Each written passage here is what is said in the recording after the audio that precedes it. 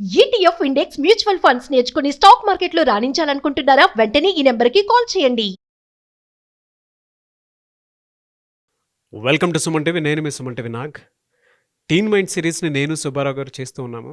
Teenage పిల్లల్లో వచ్చేటువంటి సమస్యలు ఏవైతే ఉంటాయో అవి ఎలా వస్తాయి, ఎందుకు వస్తాయి, అండ్ దేని రిలేటెడ్గా వస్తూ ఉంటాయి అనేటువంటి విషయాలను మేము ఈ టీన్ మైండ్ సిరీస్లో చేస్తూ ఉన్నాము.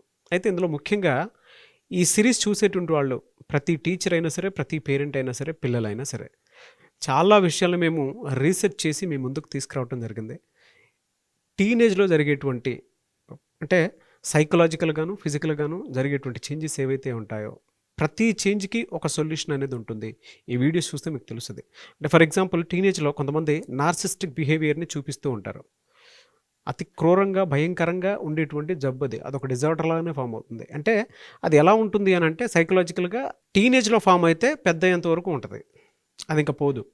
సో దాని లక్షణాలు ఏ విధంగా ఉంటాయి అండ్ మీ పిల్లలు అది ఉందో లేదో 1-2 సార్లు రీచెక్ చేయండి, మీకు క్లారిటీ వస్తుంది.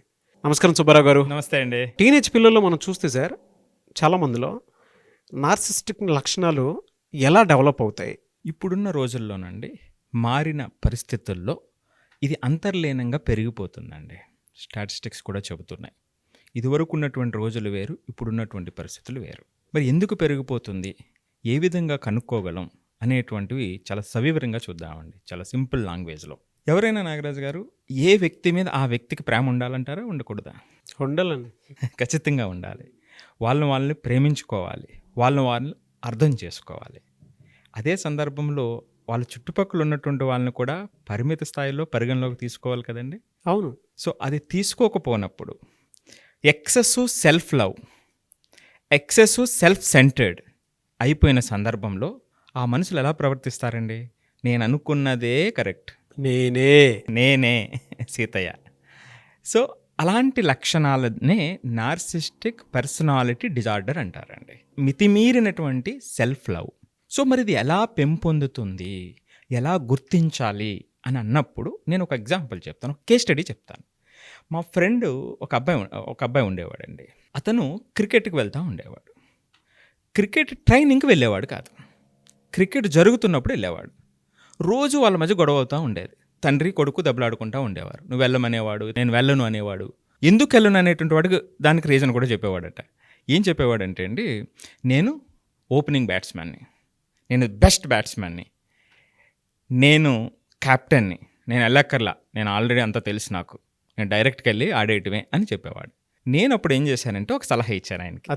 అతి నేను అప్పుడు ఒక సలహా ఇచ్చాను, నువ్వేమి మాట్లాడకు, నువ్వు కోచ్ దగ్గరికి వెళ్ళు అని ఒక సలహా ఇచ్చాను. నేనేం సలహా ఇచ్చానంటే, కోచ్ని అడుగు, 2 రోజులు మీ అబ్బాయిని బెంచ్ మీద కూర్చోబెట్టు, మనం నెక్స్ట్ ప్లేయర్ ఆడతాడు అని చెప్పాను. ఈ బాబు సిన్సియర్గా ఉన్నాడు, వెళ్ళాడు, 2 రోజులు బెంచ్ మీద కూర్చున్నాడండి. ఎక్స్ట్రా ప్లేయర్ కింద కూర్చున్నాడు. వేరే వాళ్ళు ఆడారు, చక్కగా ఆడారు, వాళ్ళు గెలిచారు, అంతా జరిగింది. అప్పుడు అతనికి తత్వం బోధపడింది. నేనే కాదు, ఆడేవాళ్ళు చాలామంది ఉంటారు, నా మీదే ఈ టీం డిపెండ్ అవ్వలేదు, ఇది అందరి యొక్క సమిష్ట కృషి అని నెక్స్ట్ డే నుంచి పరిగెత్తుకుని ట్రైనింగ్కి వెళ్ళాడండి. సో ఇది ఎందుకు చెప్పానంటే అండి, ఇది కూడా నార్సిస్టిక్ బిహేవియర్లో ఒక లక్షణం. నా మీద ఆధారపడి ఉంది, నేనే గొప్ప అని అనుకోవటం అన్నమాట అండి.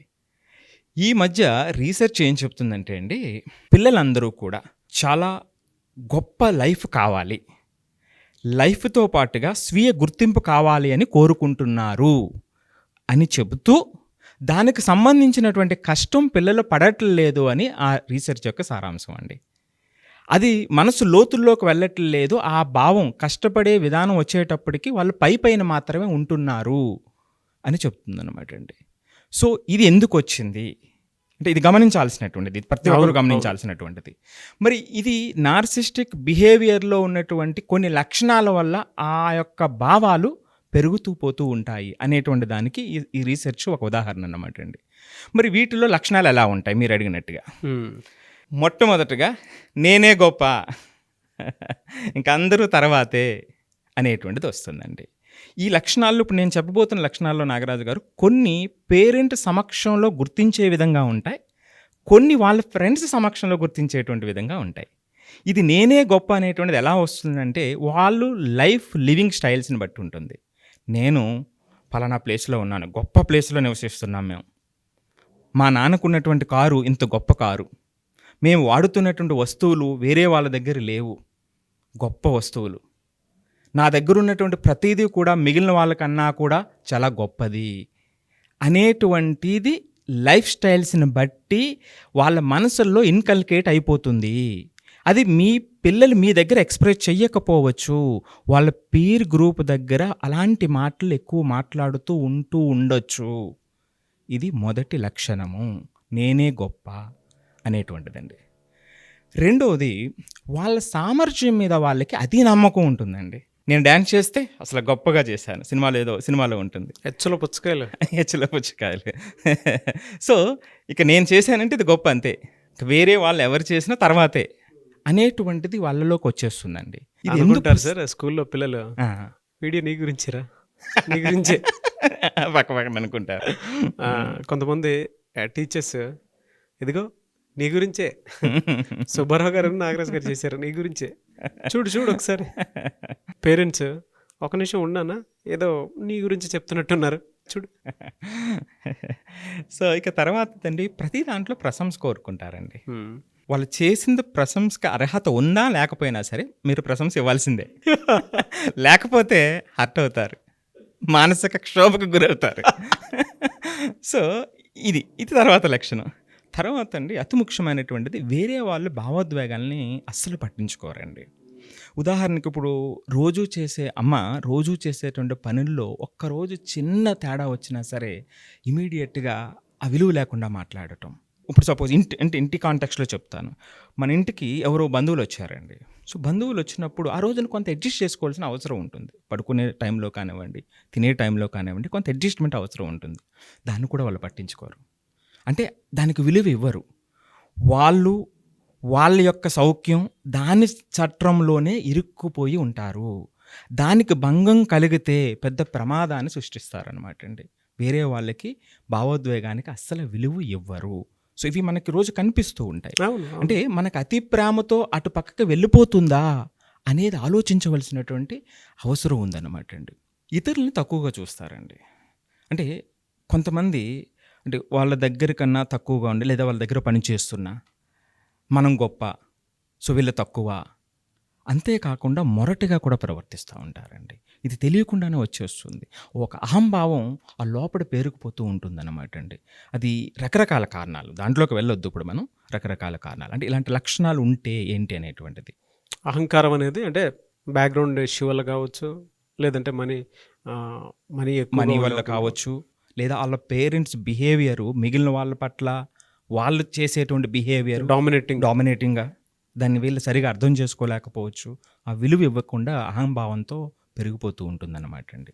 ఓకే. ఇక తర్వాత అతి ముఖ్యమైనటువంటిది అండి, మీ పిల్లలు తరచుగా ఫ్రెండ్స్ని మార్చేస్తున్నారా, తరచుగా పార్ట్నర్స్ని మార్చేస్తున్నారా? ఖచ్చితంగా నార్సిస్టిక్ డిజార్డర్లో ఒక లక్షణం. ఎందుకు అంటేనండి, వాళ్ళకి సంబంధాలు నెలకొల్పలేరండి. ఓకే, ప్రాపర్గా ఏ రిలేషన్షిప్ని హ్యాండిల్ చేయలేకపోతారు. మరి చూడండి ఎంత పెద్ద సమస్య జీవితంలో, ఎంత పెద్ద సమస్య జీవితంలో. ఒకళ్ళతోటి స్టార్ట్ చేస్తారు, ఇంకా అలా కంటిన్యూ చేసుకుంటూ వెళ్ళిపోతారు. ఎందుకంటే వీళ్ళని భరించలేరు. ఎస్, ఎగ్జాక్ట్లీ అండి. వాళ్ళు భరించలేరు కదా, అంతా నా గురించి గొప్ప చెప్పుకుంటూ. అవును. అంటే ఎలా భరిస్తారు, ఎవరు భరిస్తారండి? భరించలేరు కదా. అవును. సో ఇదే అండి తర్వాత లక్షణం.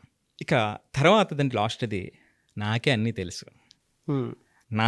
తెలుసు, మీ ఎవ్వరికి ఏమీ తెలియదు. ఇది చాలా స్పష్టంగా టీన్స్లో కనబడుతుందండి. పేరెంట్స్ ఏం చెప్పినా వినరు వాళ్ళు. కొంతమంది గౌరవం ఉంటే మాట్లాడకుండా వెళ్తారు, గౌరవం లేనటువంటిది కూడా తోడైతే ఆన్సర్ బ్యాక్ చేస్తారు, తిరిగి చెబుతారు. ఏది చెప్పినా వినరు, మనం చెప్పడమే తప్ప వాళ్ళ మనసుల్లోకి వెళ్ళదు. ఇది ఏమవుతుందంటే, ఏ స్థాయికి వెళ్ళిపోతుందంటే, వాళ్ళు నేర్చుకునేటువంటి ధోరణిలో కూడా నాకు తెలుసులే, ఇప్పుడు టీచర్ చెప్పినప్పుడు కూడా నాకు తెలుసులే అనేటువంటి ధోరణికి వెళ్ళిపోతుంది అనమాట అండి.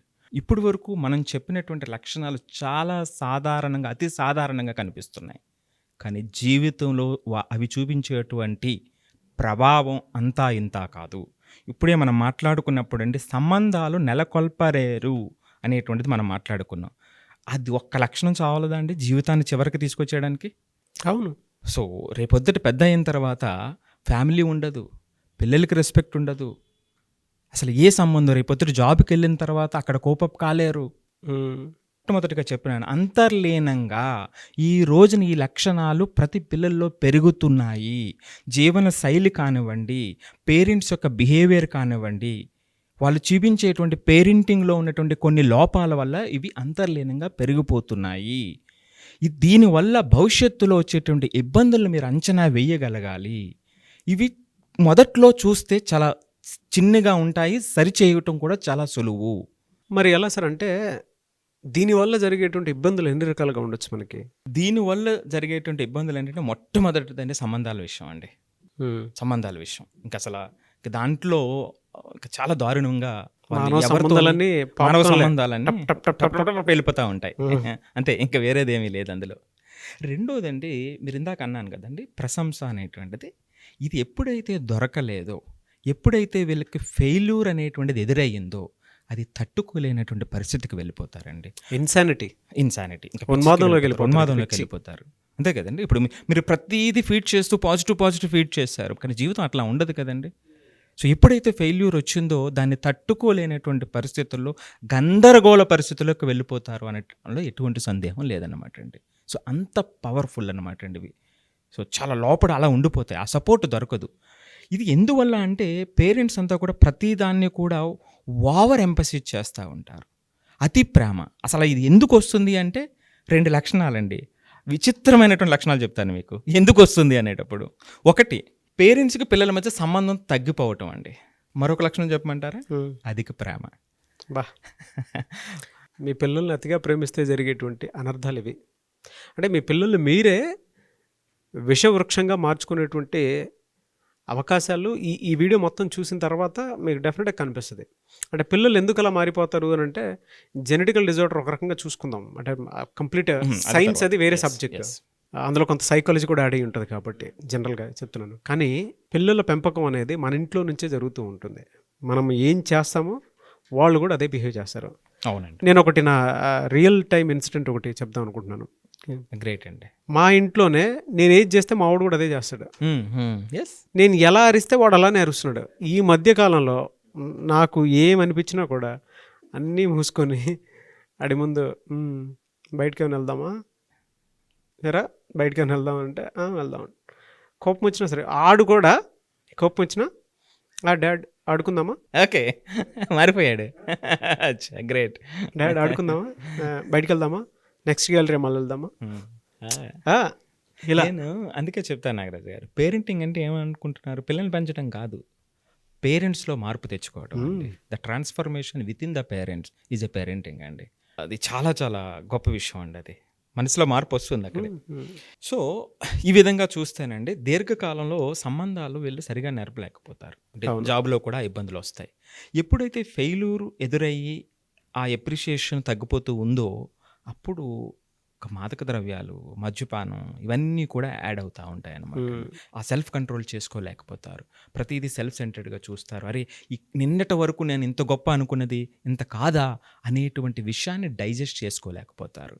అది ఏ స్థాయిలో ఏ డిగ్రీలో ఉంది అనే దాని మీద ఇది ఎంత కిందకి వెళ్తుంది అనేది ఆధారపడి ఉంటుంది అన్నమాట. సో ఇది సార్, ఇవి సార్ ఒక్కసారి మళ్ళీ రీవైండ్ చేద్దామండి. పేరెంట్స్ కోసం అండ్ టీచర్స్ కోసం, పిల్లల కోసం అయినా సరే నార్సిస్టిక్ లక్షణాలు టీనేజ్లో ఎలా స్టార్ట్ అవుతాయి అనేటువంటిది మీరు చెప్పిన 7 లక్షణాలు ఒకసారి చెప్పండి. అన్నిటికీ నేనే గొప్ప అండి. సో ఏదైతే ఉందో వాళ్ళ సామర్థ్యం కన్నా అతిగా కోరుకోవటం అండి వాళ్ళు. మూడవది ప్రశంసను కోరుకోవటం ప్రతి దాంట్లో కూడా. అప్రిసియేషన్ ఎవడు ఏది గొప్ప చేసినా అది నా వల్లే పైకి వచ్చింది, నా వల్లే పైకి వచ్చింది, ప్రతి దాంట్లో నేనే ఉన్నాను. వేరే వాళ్ళు భావోద్వేగాలను పట్టించుకోకపోవటం అండి, వేరే వాళ్ళని తక్కువగా చూడటం అండి, సంబంధాలు నెరపలేకపోవటం, మార్చేయడం, వాళ్ళ ఫ్రెండ్స్ని మార్చేయడం అన్నమాట అండి. రైట్. ఇక అన్నీ నాకే తెలుసు, ఇక అంతే. ఇవ్వండి 7 లక్షణాలని చాలా సింపుల్గా. సో అది టీన్ మైండ్స్. మేము ఈ సిరీస్ చేస్తున్నాము. మీ అభిప్రాయం ఏదున్నా సరే దానికి కామెంట్ బాక్స్లో మాత్రం పోస్ట్ చేయడం మర్చిపోవద్దు. అండ్ ఇంకొకటి, ఇంటిల్లిపాది చూసేటువంటి సిరీస్ ఏదైనా ఉంది అంటే ఇదొక్కటే. మీ పిల్లలు ఎన్ని రకాలుగా కుటుంబాన్ని మార్చేస్తారు, అంటే కుటుంబానికి సంబంధించినటువంటి స్టోరీ మార్చాలి అని అంటే టీనేజ్లో మీ పిల్లల్ని బలంగా పట్టుకోగలిగితేనే ఆ స్టోరీ గొప్పగా ఉంటుంది. అది చెప్పటమే మా ఉద్దేశము.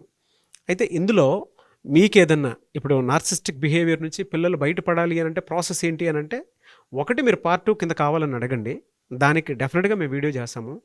లేదు మీరు చెప్పిన లక్షణాలు మాకు నిజంగానే కనిపిస్తున్నాయి అని మీకు అనిపించినప్పుడు మాత్రం మీరు సుబ్బారావు గారు అపాయింట్మెంట్ తీసుకొని మీ పిల్లలకి థెరపీస్ ఇప్పించండి. నేను ఇలా చెప్తున్నానని కాదు, పిల్లలు పెరిగే కొద్దీ వాళ్ళున్న వాతావరణంలో ఏ చిన్న వీడియో క్లిప్ చూసినా లేదంటే బయట ఏదన్నా వాళ్ళకి నచ్చింది కనిపించినా కూడా వెంటనే ట్రిగర్స్ అనేవి అవుతూ ఉన్నాయి, ఇన్ఫ్లుయెన్స్ అయిపోతున్నారు, నాకు ఇది కావాలి అని. దాన్ని మీరు ఆపలేరు. మీరు ఆపాలి అని అంటే టెక్నికల్గా కొన్ని టూల్స్ అండ్ టెక్నిక్స్ వాడాల్సినటువంటి అవసరం ఉంటుంది. అదేంటిది ప్రొఫెషనల్స్కి మాత్రమే తెలుసు. సో అపాయింట్మెంట్ తీసుకొని మీరు జనరల్గా మీకు ఏదైనా డౌట్ ఉంటే మాత్రం సుబ్బారావు గారిని మాత్రం అప్రోచ్ అవ్వండి.